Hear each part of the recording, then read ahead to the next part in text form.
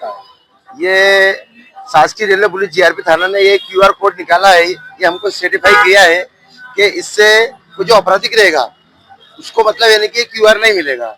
और ये हमको सर्टिफाई करके दिया गया है कि हमारे ऊपर कोई मतलब यानी कि आपराधिक मामला नहीं है। और इससे सवारी अगर क्यूआर करती है तो इससे सवारी को मालूम पड़ जाएगा कि अपराधी नहीं है और घर तक हम पहुंचाते हैं लोगों को। और इससे बाहर के जो ऑटो रिक्शा वाले वो भी अंदर नहीं आएंगे। अच्छा, ये बताइए आपसे क्या क्या जानकारी जीआरपी ने मांगी थी? हाँ, इसमें हमारे कागज लिए गए हैं, रजिस्ट्रेशन लिया गया है, लाइसेंस लिया, आधार कार्ड लिया है, गाड़ी के दस्तावेज लिए गए हमारे, और फिर ये क्यूआर कोड दिया गया हमें। अच्छा, ये बताइए कि जैसे बाहर के ऑटो वाले आते हैं और बाहर जाके फिर वारदात करते हैं, तो कितना फायदा होगा इस सवारियों को?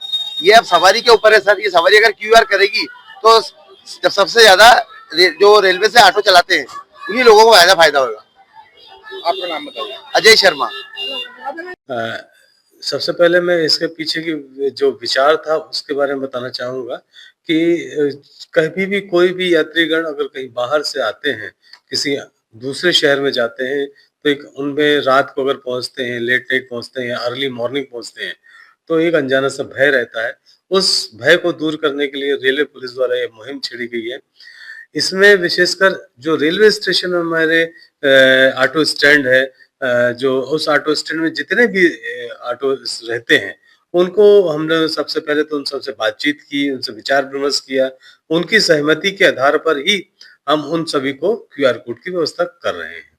यह हमारा इसके बाद हम उज्जैन में लागू कर रहे हैं, फिर रतलाम में, और जितने भी हमारे इंदौर इकाई में जितने भी हमारे रेलवे स्टेशन आते हैं, तो धीरे-धीरे वहाँ लागू करने का प्रयास करेंगे। सर, किसी आपराधिक प्रकरण किसी ऑटो वालों पर है तो क्या इस तरीके का क्यूआर कोड? नहीं, अगर किसी व्यक्ति का आपराधिक प्रकरण है, तो उसको हम ये क्यूआर कोड नहीं प्रदान करेंगे।